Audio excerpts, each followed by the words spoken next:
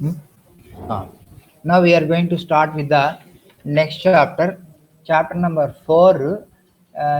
దీని పేరు ఏంటంటే థియరీ ఆఫ్ ఈక్వేషన్స్.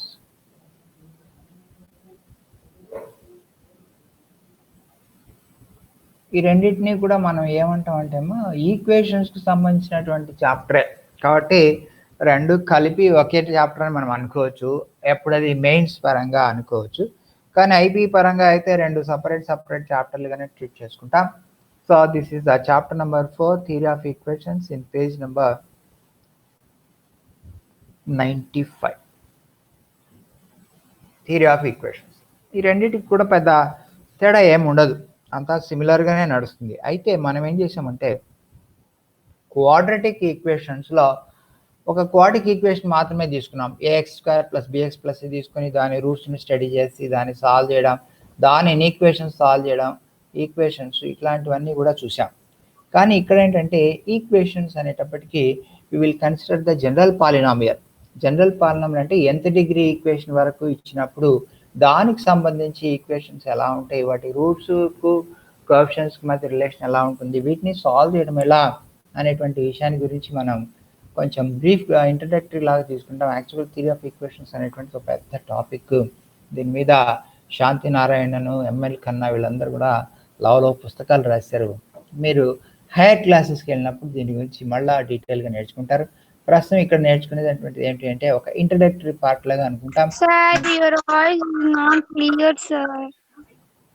ఓకేమ్మా, అందుకని మనం ఇక్కడ నేర్చుకునేటువంటి కొన్ని లిమిటేషన్స్ మాత్రమే ఉంటాయన్నమాట. సో సాధారణంగా మనం ఏం చేస్తామంటే ఇచ్చినటువంటి ఈక్వేషన్ను f(x) అనుకుంటాం.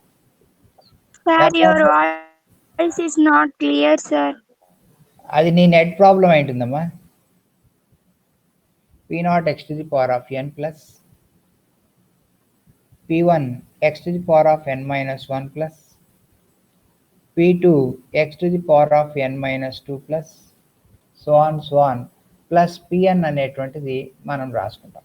pn = 0 అని రాసుకుంటే ఇది ఒక ఈక్వేషన్ అవుతుంది. =0 రాయకపోతే nth డిగ్రీ పాలినామియల్ అవుతుంది. nth degree polynomial. ఓకే, ఇక్కడ p0, p1, p2 ఇవన్నీ ఏంటంటే దే ఆర్ ది కోఎఫిషియెంట్స్ అని పిలుస్తారు. కోఎఫిషియెంట్స్ అని పిలుస్తారు.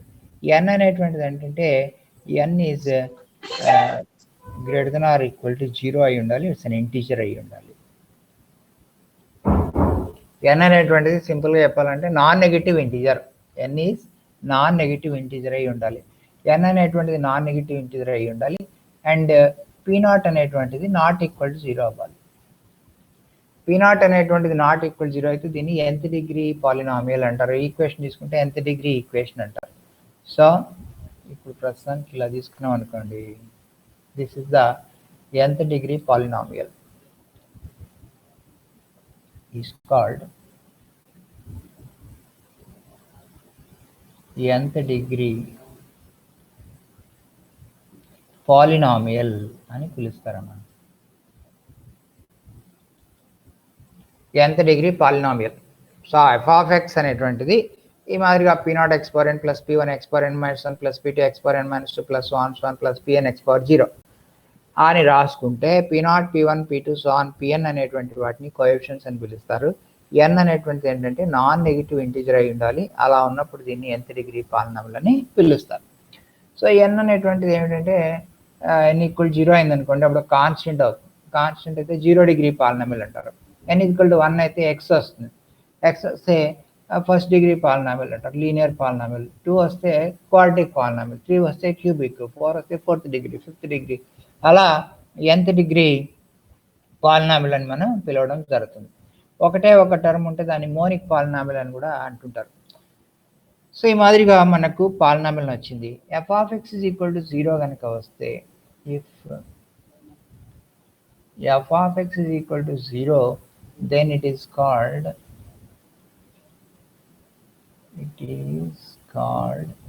nth degree equation, called nth degree equation అని పిలుస్తారు. So f of X is equal to 0 వస్తే దీన్ని nth డిగ్రీ ఈక్వేషన్ అని పిలుస్తారు. ఎఫ్ ఆఫ్ ఎక్స్ కనుక ఇస్తే nth డిగ్రీ పాలినామిల్ అని పిలవడం జరుగుతుంది అనమాట. నెక్స్ట్ దీని తర్వాత ఒక చిన్న కాన్సెప్ట్ ఉంది, ఏంటంటే reminder theorem.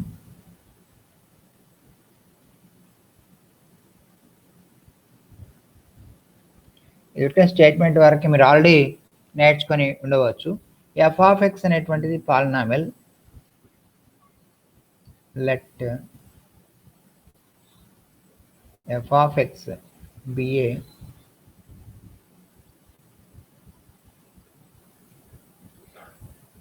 polynomial of degree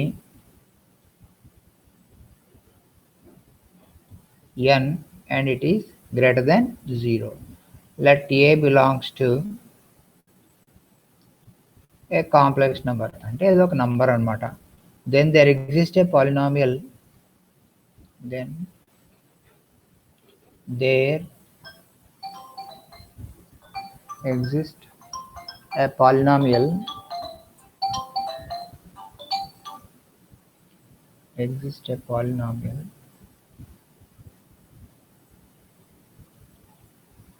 there exists a polynomial q of x of degree n minus 1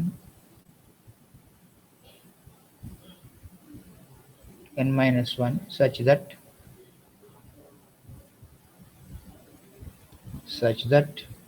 f of x is equal to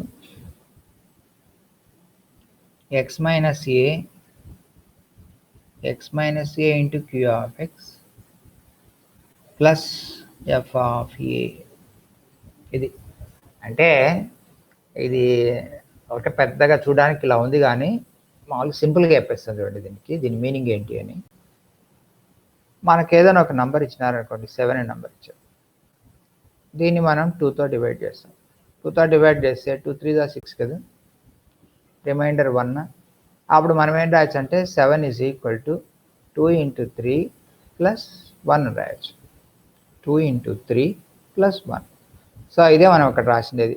మనకు ఏం చేసామంటే ఒక ఎఫ్ ఆఫ్ ఎక్స్ అనేటువంటి పాలినామిల్ ఉంది, దాన్ని ఏం చేసామంటే ఎక్స్ మైనస్ ఏతో మనం డివైడ్ చేస్తే వచ్చినటువంటిది ఇక్కడ ఒక కోషంట్ వచ్చింది. ఇక్కడ వచ్చినటువంటిది ఏంటంటే రిమైండర్ వచ్చింది. దీన్ని ఎఫ్ ఆఫ్ ఏ అన్నాం. So f of x is equal to x minus a into q of x plus f of a అని రాస్తాం. ఇది మనకు వచ్చినటువంటి, అంటే ఇక్కడ రిమైండర్ ఇలా అయితే మనం ఎట్లా రాసామో అలాగే దీన్ని కూడా రాయొచ్చు అని. కాబట్టి ఇది మనకున్నటువంటి స్టేట్మెంట్. జస్ట్ రిమెంబర్ అంతే, పెద్ద అవసరమేం లేదు. కానీ గుర్తుపెట్టుకోవాల్సింది ఏంటంటే వచ్చినటువంటి రిమైండర్ అంతా అంటే this is equal to f of a అని. Remainder is f of a అంటే అర్థం ఏంటి? ఎఫ్ ఆఫ్ ఎక్స్ను ఎక్స్ మైనస్ ఏతో కనుక మనం డివైడ్ చేస్తే, ఎఫ్ ఆఫ్ ఎక్స్ను ఎక్స్ మైనస్ ఏతో డివైడ్ చేస్తే రిమైండర్ కనుక్కోవాలంటే ఏం చేయాలంటే ఎక్స్ ఉన్న చోట ఏ పెట్టాలి, ఎక్కడ ఇచ్చినటువంటి క్వశ్చన్లో, అప్పుడు రిమైండర్ వస్తుంది. అది ఈ రిమైండర్ థీరం నుంచి మనం గుర్తుంచుకోవాల్సినటువంటి విషయం అనమాట. ఇది రిమైండర్ థీరం. సో ఇది ప్రాబ్లమ్స్ వచ్చినప్పుడు చెప్తాను, మీకు ఈజీగా అనిపిస్తుంది. ప్రస్తుతాన్ని గురించి దీని నుంచి పెద్ద పట్టుకోవాల్సిన అవసరం ఏమీ లేదు. ఇంకపోతే నెక్స్ట్ పాయింట్ ఏంటంటే nth డిగ్రీ ఈక్వేషన్కి n రూట్స్ ఉంటాయి. nth degree equation have n roots. So nth degree equation కనుక మనం తీసుకున్నట్లయితే దానికి n రూట్స్ ఉంటాయి. ఇది ఒక చిన్న ప్రాపర్టీ. క్వాడ్రాటిక్ ఈక్వేషన్ తీసుకున్నాం అనుకోండి, క్వాడ్రాటిక్ ఈక్వేషన్ మనకు 2 రూట్స్ వచ్చాయని ఉంది కదా. క్వాడ్రాటిక్ ఈక్వేషన్ 2 రూట్స్ ఉంటాయి. క్యూబిక్ ఈక్వేషన్కు 3 రూట్స్ ఉంటాయి. nth డిగ్రీ ఈక్వేషన్కు n రూట్స్ ఉంటాయి.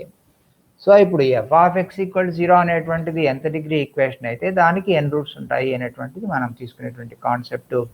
ఇంతవరకు నోట్ చేయడమా, దీన్ని ఫర్దర్గా నేను డెవలప్ చేస్తాను. Sir completed sir. Okay.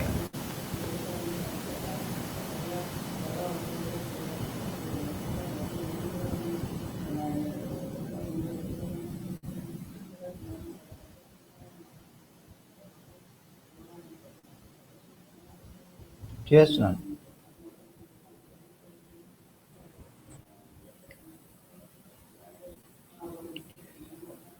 So next మనం ఏం చేద్దామంటే relation between roots and coefficients.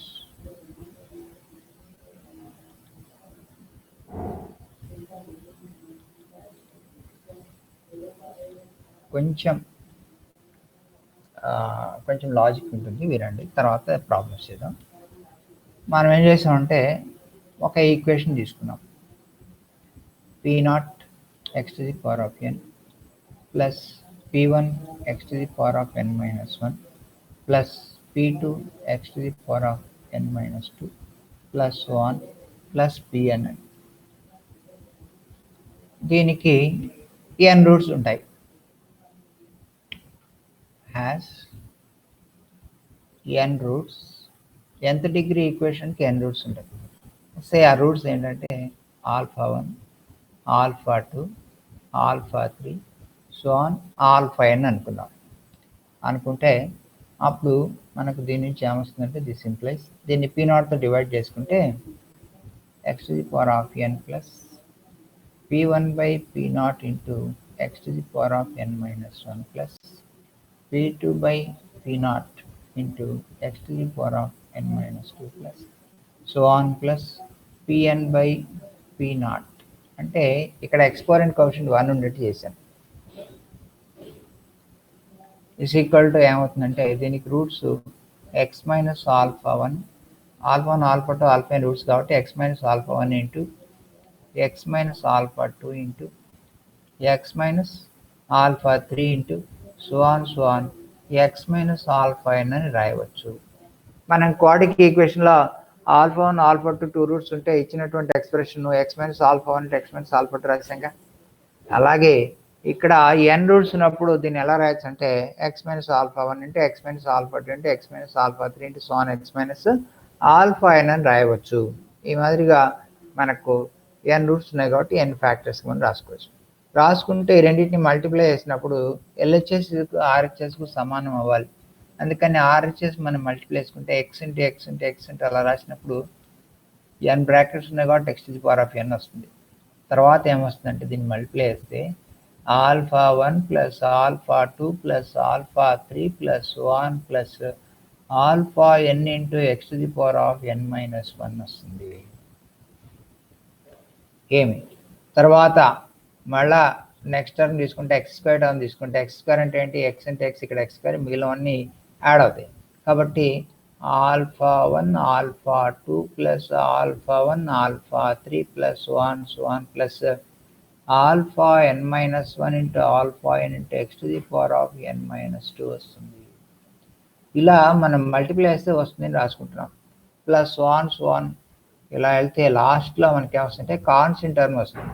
Constant term ఏంటి అంటే constant term -1 whole to the power of n into α1 into α2 into α3 into so on αn వస్తుంది. సో ఈ మాదిరిగా ఇవన్నీ మల్టిప్లై చేస్తే మనకి ఇట్లా వస్తుంది అని రాసుకున్నాం. మొదట ఏమో x⁴n 1 ఇంటూ x⁴n వస్తుంది. తర్వాత α1 plus α2 into α plus α3 plus 1 plus αn into x⁴n minus 1. తర్వాత α1 α2 ప్లస్ α1 α3 ప్లస్ α1 α4 ప్లస్ 1 అట్లా రాసి లాస్ట్లో αn minus 1 αn into x⁴n minus 2 plus so on అని కాన్స్టెంట్ టర్మ్ ఏంటంటే term independent of x is constant -1 whole power n into α1 α2 α3 so on αn వస్తుంది. ఇప్పుడు దీన్ని మనం కంపేర్ చేస్తే కరెస్పాండింగ్ కోఎఫిషియెంట్స్ని ఈక్వల్ చేసుకుంటే మనకు వచ్చేటువంటి రిలేషన్ ఏంటంటే minus of α1 plus α2 plus α3 plus 1 plus αn is equal to ఎంత అంటే P1 బై P0. ఇది మనకి ఇంపార్టెంట్ ఫార్మ్. సో దీని నుంచి మనం సింపుల్గా ఏం రాస్తామంటే సిగ్మా α1 అని రాస్తాం. ఈ మైనస్ ఇటు తీసుకొస్తాం మైనస్ P1 బై P0.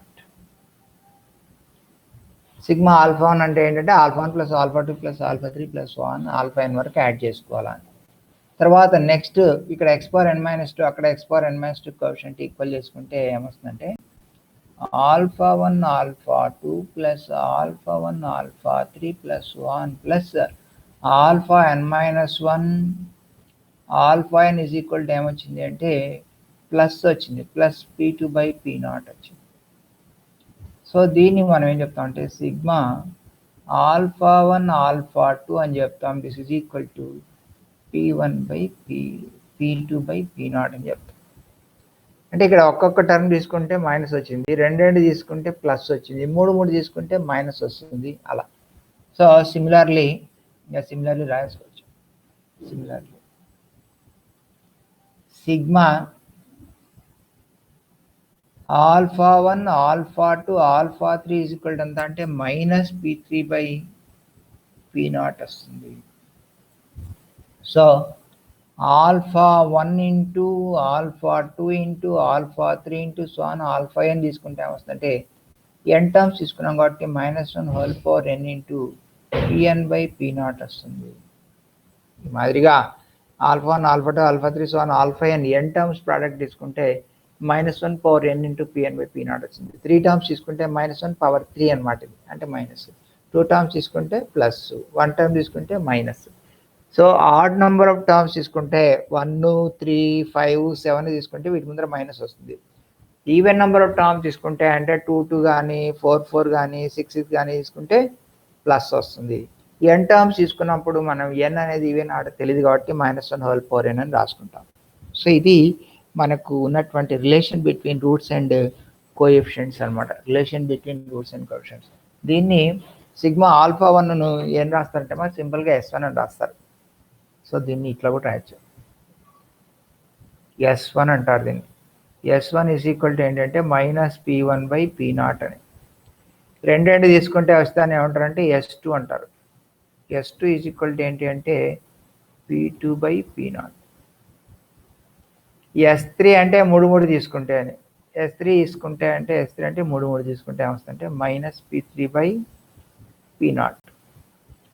ఇంకా సో ఆన్ జనరలైజ్ చేసి Sn తీసుకుంటే ఏమొస్తుందంటే -1 whole to the power of n into pn by p0 వస్తుంది. ఇది మనకున్నటువంటి రిలేషన్స్. S1 అంటే ఏంటంటే సిగ్మా ఆల్ఫా 1, S2 అంటే సిగ్మా ఆల్ఫా 1 ఆల్ఫా 2, S3 అంటే sigma alpha 1 alpha 2 alpha 3, Sn అంటే product of all the roots. ఇవన్నీ కూడా మీరు ఫార్ములా కింద గుర్తుపెట్టుకోవాలమ్మా.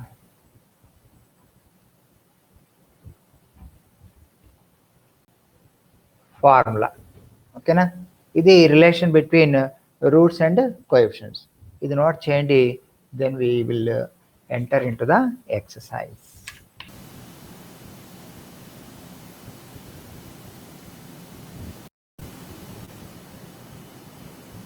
So the relations you have to remember. ఇవన్నీ కూడా ఫార్ములా కిందకి మనం వాడుకోవాలి. దీన్ని బేస్ చేసుకొని మనం ప్రాబ్లమ్స్ చేద్దాం.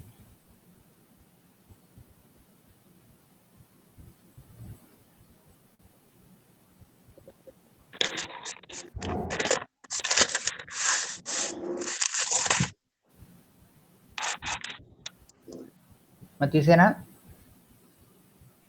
Completed, sir. Now let us start exercise for you.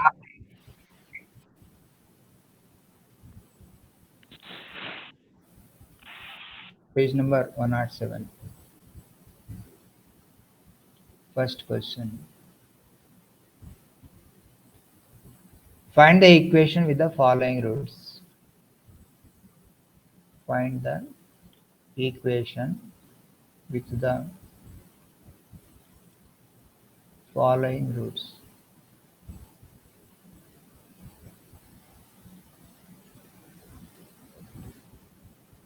దీంట్లో నెంబర్ 1 -1 3. ఈ రూట్స్ ఉన్నటువంటి ఈక్వేషన్ అనుకోండి అంటున్నారు. ఈ రూట్స్ ఉన్నటువంటి ఈక్వేషన్ అనుకోండి అంటే మనం ఏం చేస్తామంటే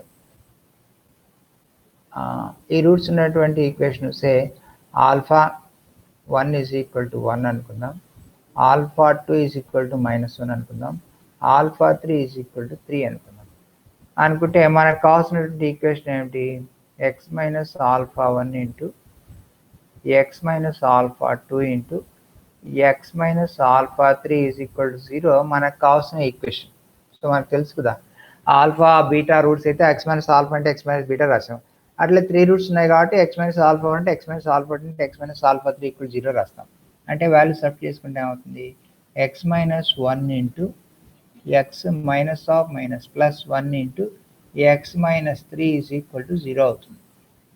సో ఇప్పుడు మల్టిప్లై చేయాలి. ఈ రెండింటిని మల్టిప్లై చేసినాం అనుకోండి, a minus b into a plus b, a square minus b square అంటే ఎక్స్ స్క్వేర్ మైనస్ 1 ఇంటూ ఇదేమవుతుందంటే x minus 3 is equal to 0 అవుతుంది. మళ్ళీ ఒకసారి మల్టిప్లై చేస్తే ఎక్స్ స్క్వేర్ అంటే ఎక్స్ ఈజ్ ఎక్స్ క్యూబ్ అవుతుంది. X square into x square అంటే x చేసాం, మైనస్ 3x స్క్వేర్ వరుసగా టర్మ్ బై టర్మ్ చేస్తాను. Minus 1 into x plus 3 is equal to 0. కాబట్టి మనకు x cube minus 3x square minus x plus 3 equal to 0 అనేటువంటిదే మనకు కావాల్సినటువంటి ఆన్సర్. ఓకే, అర్థమైందా? చెప్పండి, గుంటూరు బ్రాంచ్ అర్థమైందా? One of you respond. Yes, sir. Yes, sir. From Vijayawada, from Kurnool. Yes, sir. Okay, second sum చూద్దాం. ఇక్కడ ఏమంటున్నారంటే roots 1 plus or minus 2i and 4, 2 అంటున్నారు. అంటే నేనేం చేస్తానంటే alpha 1 is equal to 1 plus 2i అని రాసుకుంటాను. Alpha 2 is equal to 1 minus 2i అని రాసుకుంటాను. ఆల్ఫా 3 ఈజ్ ఈక్వల్ టు 4 రాసుకుంటాను. ఆల్ఫా 4 ఈజ్ ఈక్వల్ టు 2 రాసుకుంటాను. అంటే ఈ 4 రూట్స్ ఉన్నటువంటి ఈక్వేషన్ కనుక్కోవాలి. నేనేం చేస్తానంటే ఈ 2 రూట్స్ ఉన్నటువంటి ఈక్వేషన్ కనుక్కుంటాను, ఈ 2 రూట్స్ ఉన్నటువంటి ఈక్వేషన్ కనుక్కుంటాను, ఈ రెండింటిని మల్టిప్లై చేస్తానే ఆన్సర్ వస్తుంది. ఓకేనా? సో ఆల్ఫా 1 ఆల్ఫా 2 రూట్స్ ఉన్నటువంటి ఈక్వేషన్ ఏమిటి అంటే ఈక్వేషన్ రిక్వైర్డ్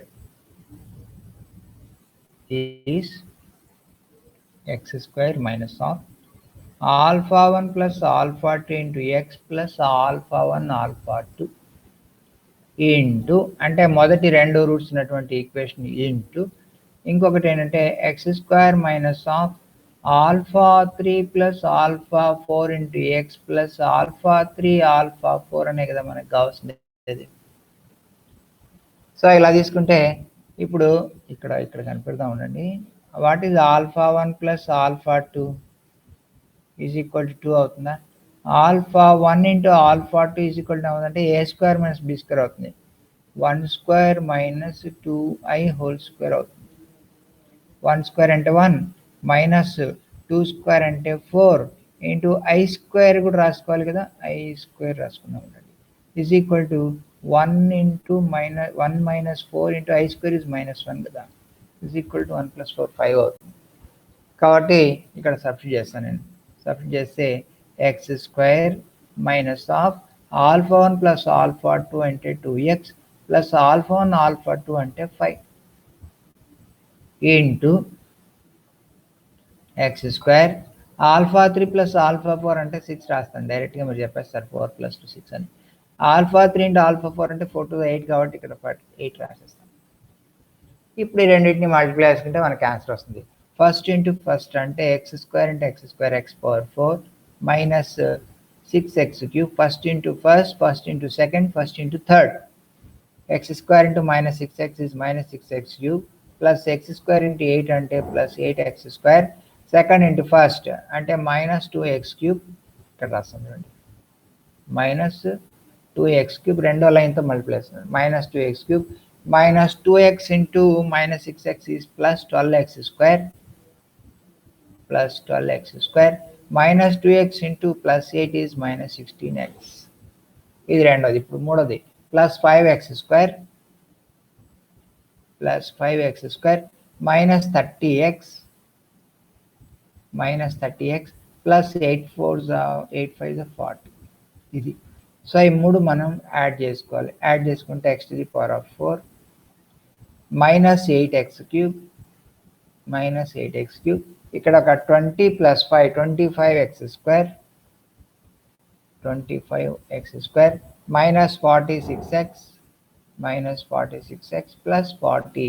ఇది మనకు కావాల్సినటువంటి ఈక్వేషన్. దేర్ ఫర్ ఆన్సర్ ఏంటి అంటే x to the power of 4 minus 8x cube plus 25x square minus 46x plus 40 is equal to 0. ఇది మనకు కావాల్సినటువంటి ఆన్సర్. మీకు డౌట్ వస్తుంది సార్, ఇంతకుముందు అయితే -α1 -α2 -α అయితే రాశారు, మరి ఇక్కడేమో ఇట్లా చేశారంటే మనకు రూట్స్ పెరిగినాయి అంటున్నామా, పెరిగినప్పుడు రెండింటి కనుక్కోవడం ఈజీ అవుతుంది.